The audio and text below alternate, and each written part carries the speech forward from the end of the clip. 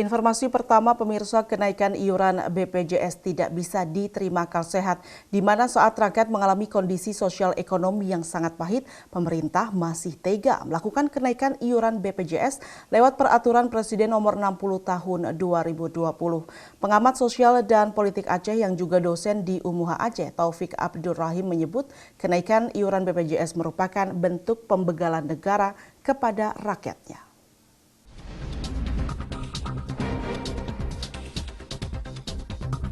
Penegasan itu disampaikan Taufik Abdul Rahim, pengamat sosial dan politik Aceh, yang juga dosen pada Universitas Muhammadiyah Aceh, dalam satu wawancara khusus dengan jurnalis TV Mu Aceh Agus Nedi Budaya.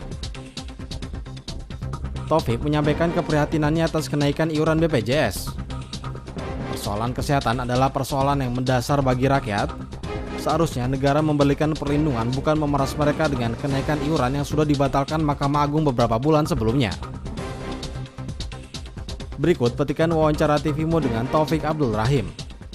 Berbicara tentang BPJS yang hari-hari terakhir ini menjadi isu menarik dibincangkan di wilayah publik di tengah kehidupan masyarakat yang sedang menghadapi coronavirus disease 2019 atau COVID-19. Ini ternyata dikejutkan 2 hari yang lalu dengan keputusan Presiden Undang-Undang Nomor 64 tahun 2020. Ini adalah undang-undang yang sama sekali tidak berpihak kepada kerakyatan. Artinya apa?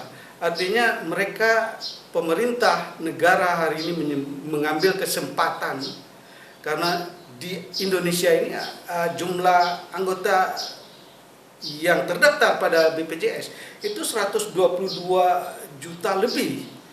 Sehingga setiap bulannya negara itu menerima 15 triliun lebih rupiah yang dimanfaatkan untuk pendapatan negara. Ini kalau kita lihat kenapa ini diambil, kebijakan ini diambil, karena kesehatan itu hari ini sudah merupakan suatu kebutuhan mendasar bagi masyarakat. Rakyat itu perlu sehat. Ya, karena rakyat itu perlu sehat, maka rakyat akan berusaha untuk mendapatkan pelayanan meskipun itu dibayar.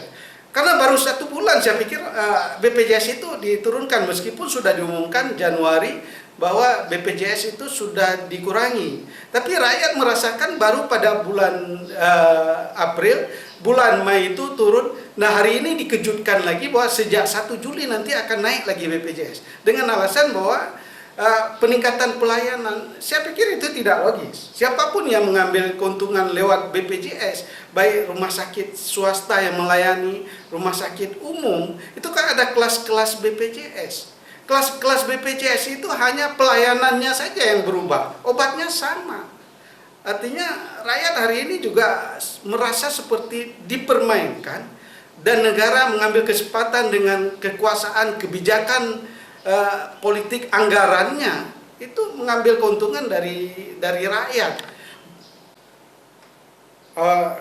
Ini dapat dikatakan bahwa secara politik anggaran ada upaya-upaya sistematis yang dilakukan oleh negara yang tidak berpihak kepada rakyat. Bisa jadi rakyat itu apakah terpaksa ataupun tidak terpaksa, seolah-olah negara hari ini melakukan pembegalan kepada rakyat atau merampok uang rakyat dengan cara yang tidak etis, dan menyadari bahwa rakyat itu penting berhadapan dengan BPJS. BPJS sudah merupakan kebutuhan yang sangat mendasar, di samping kebutuhan-kebutuhan lainnya yang ikut menjadi prihatin kondisi hari ini. Inflasi tinggi, dalam rangka menutup anggaran belanja negara atau APBN yang defisit sekitar 852,9 triliun, maka ini suatu peluang penting negara atau pemerintah menambah APBN-nya yang setiap bulan bisa 15 triliun diperoleh dari uang-uang BPJS.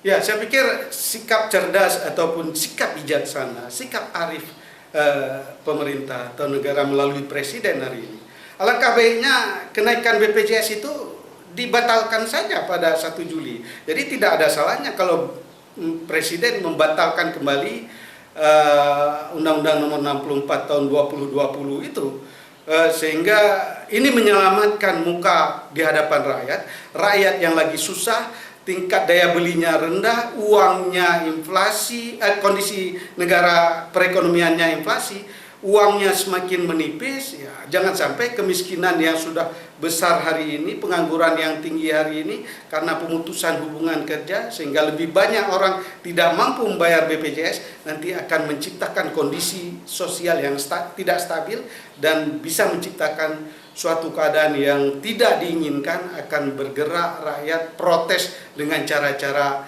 rakyat itu sendiri, sehingga kondisi sosial, stabilitas nasional bisa menjadi terganggu. Taufik Abdul Rahim yakin akan ada perlawanan dari rakyat untuk menggugat melalui jalur hukum. Tugus Media Budaya, Saiful Hadi memberitakan dari Banda Aceh.